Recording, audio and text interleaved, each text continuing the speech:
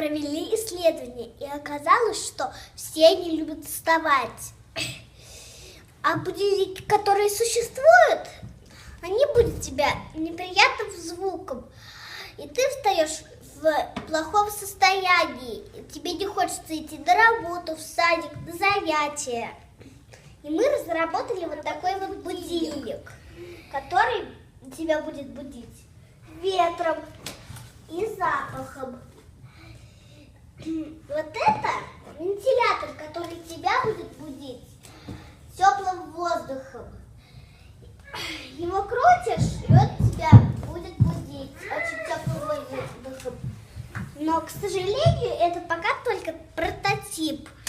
И вот у нас еще есть амортизатор. Это амортизатор наш.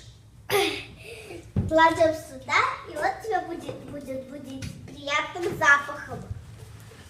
Сейчас все складываем. У нас еще есть сказка. Я сейчас ее могу включить. Дед добывал дичь и дрова рубил, а бабка целыми днями